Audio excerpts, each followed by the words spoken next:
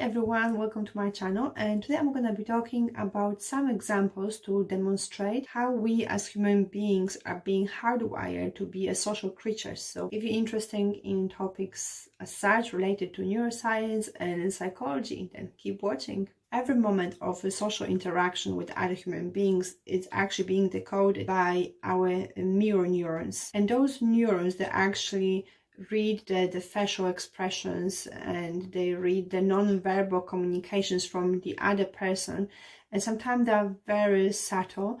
We cannot actually detect them with our eyes. So even when we look at the photo of someone, our neural mirrors are in action and they're going to be reading for us what the photo is showing. If it's showing someone who's sad or someone who's happy.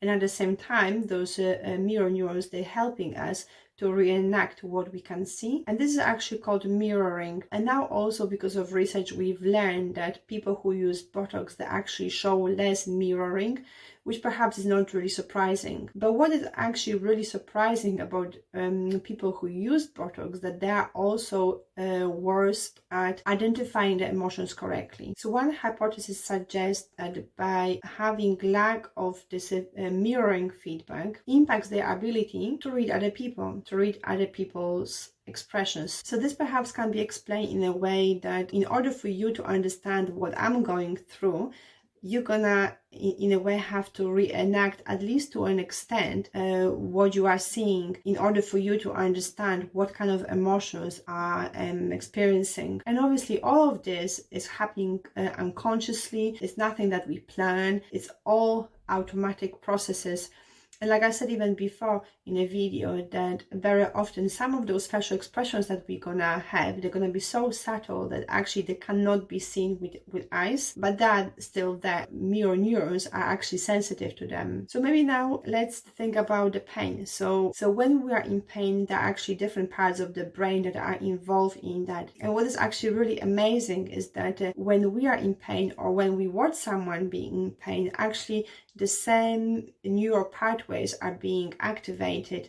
Those neural pathways that are actually involved in the emotional pain. And this is actually really fundamental for understanding empathy. And this perhaps also gives us an explanation why perhaps we really love to get engaged with certain movies or maybe dramas, because perhaps then we can experience those emotions that we're seeing, but maybe as well in a slightly more safer way than maybe we would have to do it in a real life with real people. So it is actually very difficult for us human beings to don't engage emotionally with other people, because we are just hardwired to be a social creatures. Now when we think about the cases of people who, for example, been maybe deprived of the social contact for maybe weeks or even months, and people who have been in solitary confinement for a very long time, based on few cases that we know of people who have been in solitary confinements maybe for weeks or months, we know that social deprivation can actually have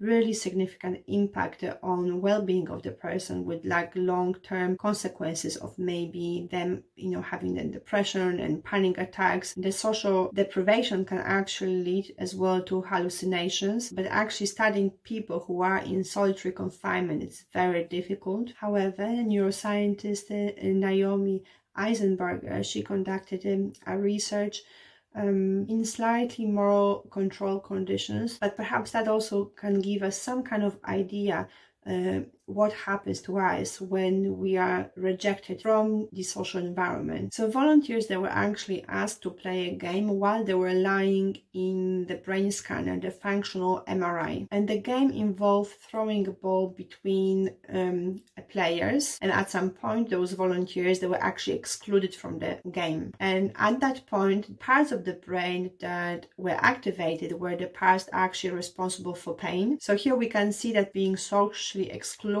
from certain groups can actually give us an experience of pain. So actually social rejection creates emotional pain. That's why perhaps our brain steers us to bonding with other people and to prevent us feeling that emotional pain. So I hope that based on this video now you can have better understanding why it is so important for us human beings to actually be socially involved in other people. And obviously some people, they might don't like social interactions as much, and that's perhaps completely normal. Maybe they're more of introverts, but it is actually very difficult to live without having any social interaction. So I hope that based on all these examples that I presented here, now you will have better understanding why it is so important and why it is so crucial for us human beings to actually interact socially with other people. So yes, if you enjoyed this video and if you found it any helpful, then please like it, subscribe, and if you have any comments, then please leave them in the section below,